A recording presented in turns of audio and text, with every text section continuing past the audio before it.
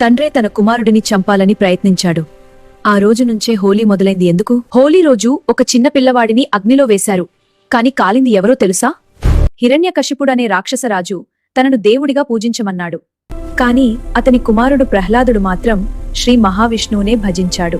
కోపంతో తండ్రి అతన్ని చంపాలని నిర్ణయించుకున్నాడు. పాములతో పర్వతంపైనుంచి తోసి సముద్రంలో పడేసి చంపాలని ఎన్నో ప్రయత్నాలు చేశాడు. కాని ప్రతిసారీ ఒక అజ్ఞాత శక్తి ప్రహ్లాదుడిని కాపాడింది. చివరికి ఒక ప్లాన్. హిరణ్యకశిపుడు తన చెల్లెలు హోలికాను పిలిచాడు. ఆమెకు అగ్ని తగలదనే వరం ఉంది.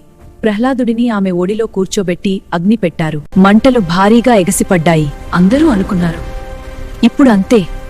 కాని అసలు ట్విస్ట్ ఇక్కడే. వరమున్న హోలికానే కాలిపోయింది. వరం లేని ప్రహ్లాదుడు మాత్రం అగ్నిలో నుంచి బ్రతికి బయటపడ్డాడు. ఎందుకంటే అహంకారం ముందు వరం కూడా పనిచేయదు. భక్తి ముందు అగ్ని కూడా ఓడిపోతుంది. అందుకే హోలికా దహనం చేస్తారు. మరుసటి రోజు రంగులతో హోలీ జరుపుకుంటారు. చెడుపై మంచికి గెలుపు గుర్తుగా. కాని ఇక్కడితో కథ పూర్తవలేదు. ఈ ఘటన తర్వాత జరిగినది ఇంకా భయంకరం. అది తెలుసుకోవాలంటే లైక్, షేర్, సబ్స్క్రైబ్ చేయండి.